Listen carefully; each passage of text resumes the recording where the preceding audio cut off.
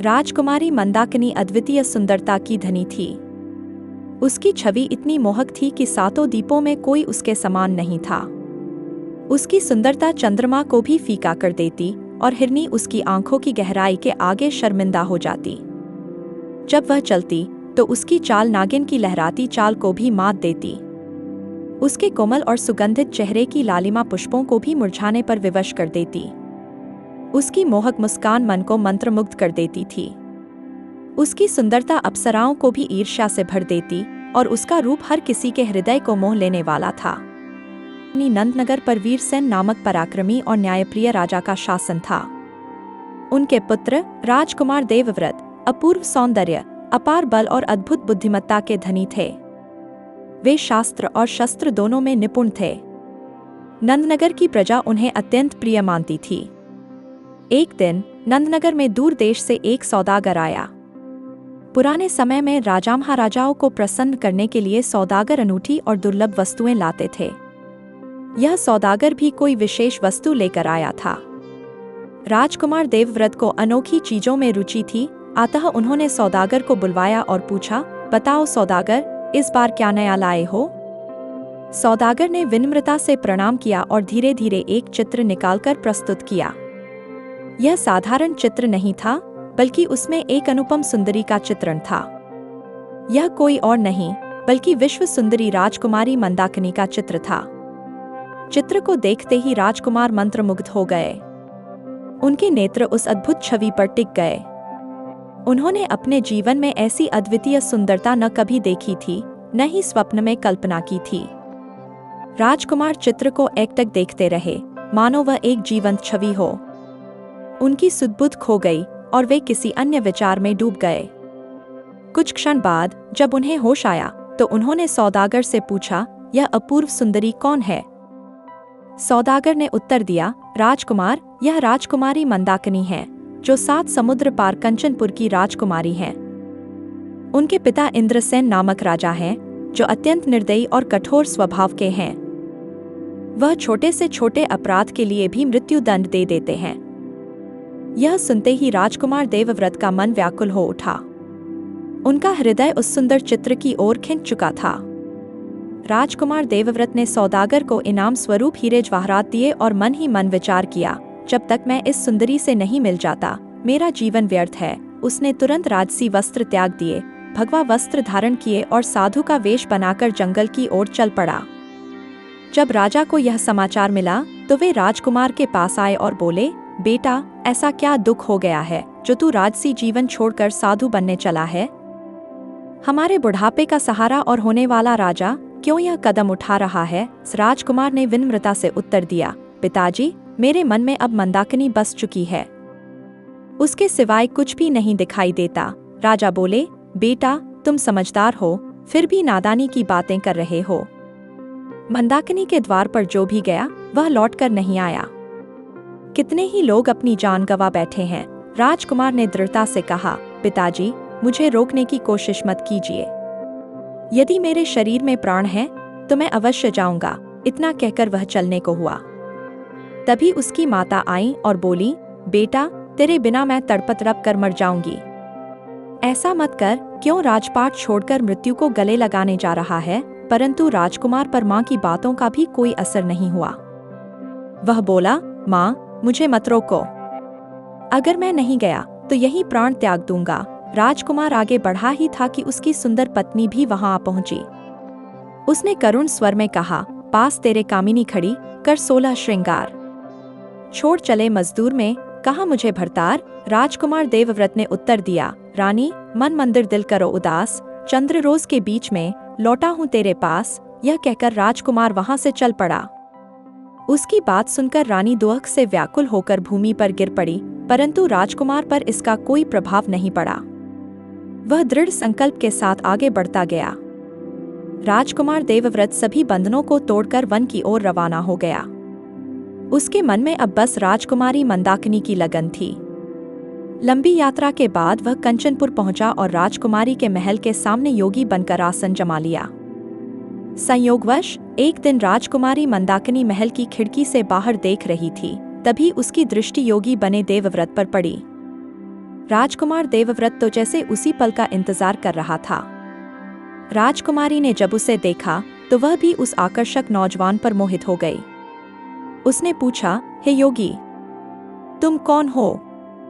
ऐसा क्या कारण है जो तुमने भरी जवानी में अपना देश और गृहस्थ जीवन छोड़ दिया और साधु का वेश धारण कर लिया? राजकुमार देवव्रत ने उत्तर दिया, हे विश्व सुंदरी, तेरा सौंदर्य और मोहकता ही मुझे यहाँ खींच लाया है। जब से तेरा चित्र देखा है तभी से मन में बस गई हो। तेरे बिना जीवन अधूरा है। मंदाकिनी उसकी बात सुनकर बोली, हे योगी, तेरा रूप देखकर मेरा भी हृदय हिलोरे मार रहा है, परंतु मुझे डर है कि कहीं मेरे पिता के क्रोध का शिकार तुम न बन जाओ।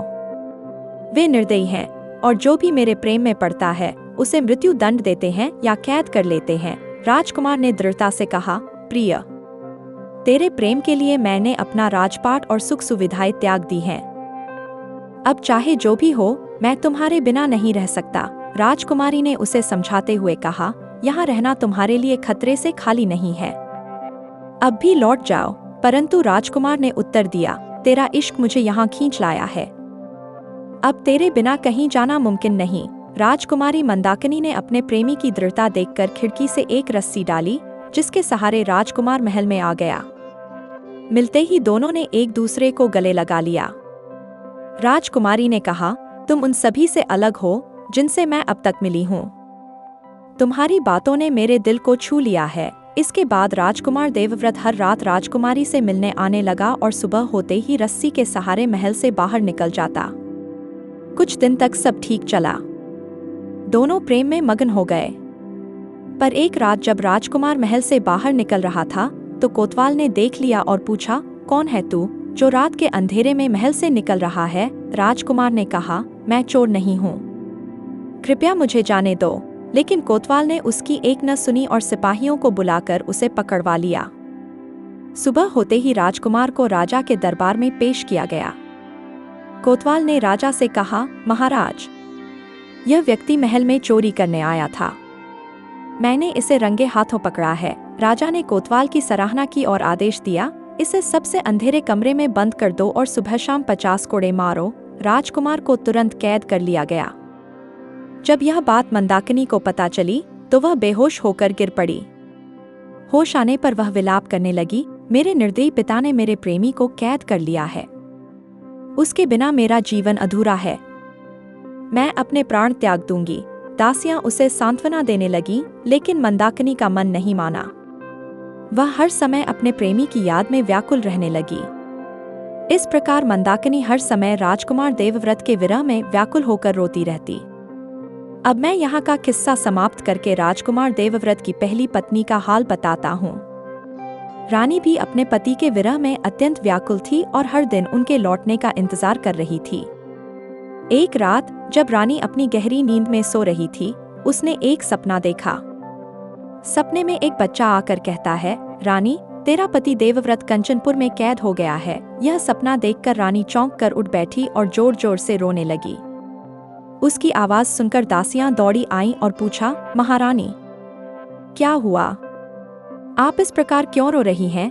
रानी ने घबराकर उत्तर दिया, मैंने सपना देखा कि मेरे पति कंचनपुर में कैद हैं। उन्होंने जल्द लौटने का वचन दिया था, लेकिन अब तक नहीं आए। मुझे लगता है कि वह किसी विपत्ति में हैं। मैं जोगिन बनकर स्वयं कंचनपुर जाऊंगी और अपने पति को बचाऊंगी। दासियों ने उसे सांत्वना दी, महारानी, यह बस एक सपना है, महाराज सही सलामत होंगे और जल्द लौट आएंगे। पर रानी ने दृढ़ता से कहा, नहीं दासी, मेरा दिल कह रहा है कि सपना सत्य है, मैं अपने पति की तलाश में जाऊंगी, मेरे पीछे माता पिता का ध्यान रखना। रानी ने अपने राजसी वस्त्र और आभूषण उतार दिए और जोगिन का भेष धारण कर लिया। भगवा वस्त्र पहनकर और हाथ में वीणा लेकर वह जंगल की ओर चल पड़ी। लंबे समय तक जंगलों में भटकती हुई वह कंचनपुर पहुंची। वहां उसने लोगों से अपने पति के विषय में पूछा। लोगों ने बताया कि राजकुमार को राजा ने चोरी के आरोप में कैद कर लिया है। यह सुनकर रानी बहुत व्याकुल हुई और उपाय सोचने लगी।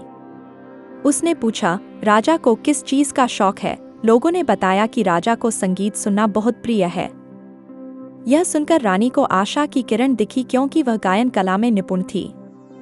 रानी ने शहर के प्रमुख स्थानों पर जाकर गाना शुरू किया। उसकी मधुर वाणी और सुंदर शायरी से वह शीघ्र ही प्रसिद्ध हो गई। एक दिन जब वह उद्यान में वीणा बजा रही थी, उसकी मधुर तान सुनकर लोगों ने खूब तारीफ की। उसकी प्रशंसा राजा के कानों तक पहुंची।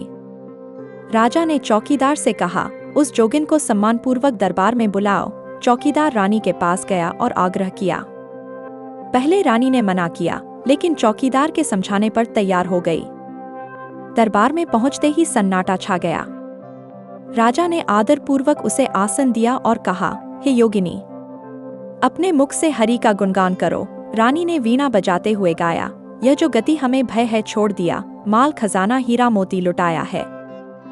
फेंक भाग के साल दुशाले, जग से चित्र उठाया है। उसकी रागिनी सुनकर दरबार तालियों से गूंज उठा।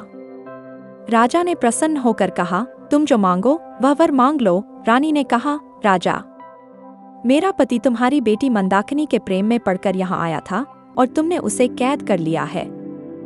मैं उसका जीवन मांगती हूँ और चाहती हूँ कि तुम अपनी बेटी का विवाह उससे कर दो। राजा वचनबद्ध हो चुका था और वचन के सम्मान में उसने रानी की बात मान ली। राजा ने जोगिन की बात मान ली। उसने राजकुमार देवव्रत को स्वतंत्र कर दिया और अपनी बेटी मंदाकिनी का विवाह उसके साथ कर दिया। राजकुमारी मंदाकिनी की खुशी का कोई ठिकाना नहीं था। राजकुमार देवव्रत अपनी पहली पत्नी के चरणों में गिरकर क्षमा याचना करता है और कहता है, रानी, मुझे नहीं पता था कि तुम मुझसे इस कदर प्रेम करती हो कि सब कुछ छोड़कर, इतनी मुसीबतें सहकर मुझे आज़ाद कराने आई हो। जब तक मेरे शरीर में सांसें हैं, मैं तुम्हारा रहूंगा। बड़े दिल वाली रानी ने राजकुमार देवव्रत को माफ कर दिया और राजकुमारी मंदाकिनी को अपनी छोटी बहन के रूप में स्वीकार कर लिया। तीनों राजा से विदा लेकर अपने राज्य लौट आए और एक खुशहाल जीवन व्यतीत करने लगे। निष्कर्ष, प्रेम, विश्वास, त्याग और क्षमता, ये 4 स्तंभ इस कहानी की आत्मा है। यह कथा हमें सिखाती है कि सच्चा प्रेम केवल पाने का नहीं, बल्कि त्याग का भी नाम है। सच्चा प्रेम और विश्वास हर कठिनाई को पार कर विजय प्राप्त करते हैं। कहानी के अंत तक बने रहने के लिए आपका तहे दिल से धन्यवाद।